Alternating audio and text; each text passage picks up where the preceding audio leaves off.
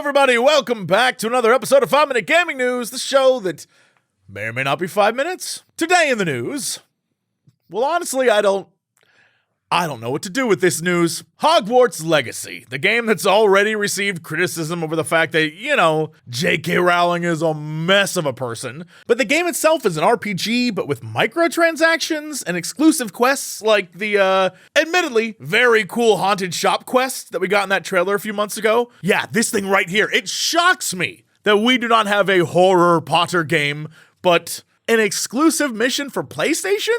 I don't know, that seems weird. So with all the criticism and the things that seem to be going against the game, I guess it shouldn't be a surprise that it is still a Harry Potter franchise game, and thus we are going to see headlines suggesting that pre-orders for it are huge. On Steam right now, it is one of the top-selling games, and according to Benji Sales, it is the #1 wish-listed game there. All of this well before its release in February. Other commenters showed screenshots of the game sitting in the top 10 of PlayStation Store sales, and said many even switched from Steam to PS5 as their platform of choice because of the added exclusive content. If anything, it is a perfect and wild example of two things.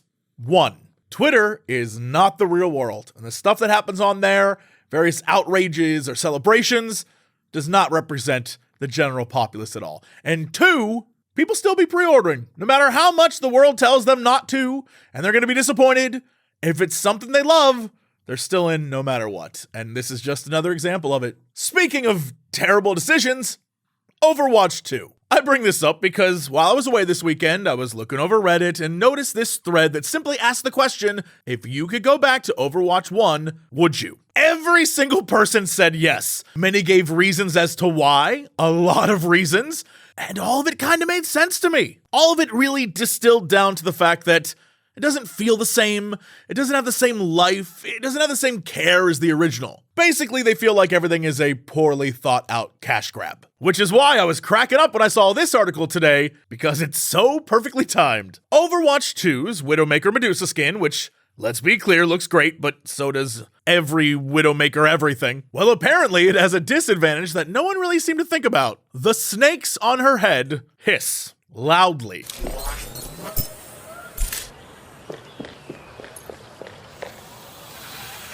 Just like in this footage, the sneaky sniper is a loud-ass snake mom that's easy to hunt down. People are joking and calling it pay to lose and mocking it as a cosmetic you paid $20 for to make the game harder. Now, obviously, it doesn't take a high intellect to figure out that during combat with all the explosions and the hammer down and all the whatever, it's not going to be that easy to hear. But it does bring up the question, why did we need the hiss to begin with? Put it out there, is it a necessary addition?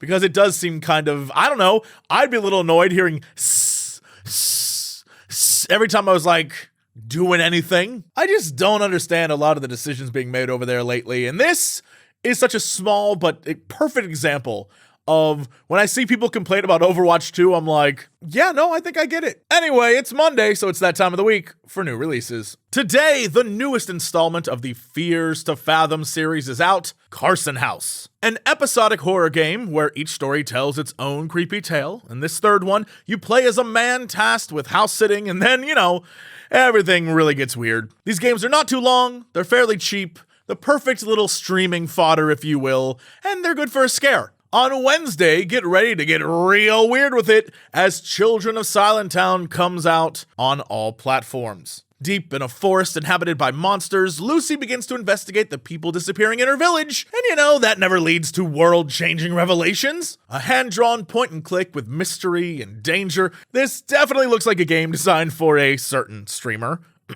Dodger. And then on Friday, the One Piece is real, or at least the game is. One Piece Odyssey is here, and fans of the franchise will love getting to jump into the world with all their favorites RPG style. But with a twist, because there's a dramatic scene system, which apparently will throw wacky, unexpected scenarios at you. I honestly have no idea what that means for the One Piece universe. I'm not a big One Piece dude, but my goodness, the hype for this one online is huge. The forums are going crazy.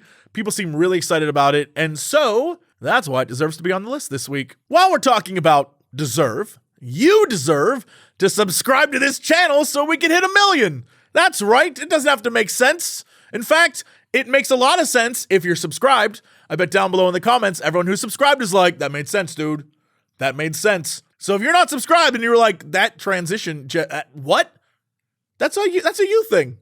Subscribe and you'll be like, oh, I get it now. Is that pressure? Is that peer pressure? Whatever it is, you should subscribe. Anyway, that's it for me. See y'all tomorrow for another episode. 5 Minute Gaming News.